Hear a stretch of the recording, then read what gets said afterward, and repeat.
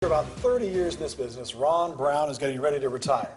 Now, when reporters go to city or county council meetings, not really necessarily the most exciting story they can cover all day, except when Ron Brown goes to Josephine County. A lot of times, at least for a period of time, some of those meetings got very contentious, and it really led to some big changes eventually. But we just happened to be there one time and got everybody a little bit off guard, I think, and they seemed to be oblivious to what in the world was going on around them. Dave? Mr. Chair, I'd like to make a motion to appoint Commissioner Ellis to be chair and Commissioner Castanelli to be vice chair. Okay, do I hear a second? No. I will second that. Any discussion?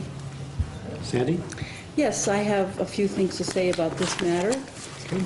I would like an explanation as to why I am not going to be chair this year. Citing lack of experience, when the vote came, a fuming Castanelli was out and Ellis back for another year as board chairman. Secretary, please call the roll. Commissioner Toller? Aye. Commissioner Casanelli? Absolutely not. Commissioner Ellis? Yes. The motion carries 2-1. All right. Public comment on this? And if there are any outbursts, I will close the meeting down. Self-appointed county watchdog Dale Matthews suggested Castanelli file a sexual discrimination lawsuit. Others were also critical. You've made a big political blunder because you've taken up on yourself to align yourself against another commissioner that has been duly elected by the voters of this county. There's going to be a change in this county coming up, and there's an election coming up, and Mr. Toller's running for election, and people saw what he just did here today. Today's decision to not seat Sandy Castanelli as chairman of the Board of Commissioners in Josephine County confirms what many of her supporters have anticipated for a long time, and it remains to be seen what the eventual impacts of that decision will be. But many of Castanelli's supporters say they will work hard for the defeat of Dave Toller when he comes up for election again. In Grants Pass, Ron Brown, Newswatch 12.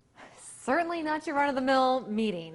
Well, there was a series of shifts there with the commissioners where there was a lot of contention and a lot of friction. Of course, it led to a recall, a lot of that, and maybe not some finer moments for the Josephine County commissioners, but it certainly provided a little bit of entertainment for some people in the audience, it seemed like. Yeah.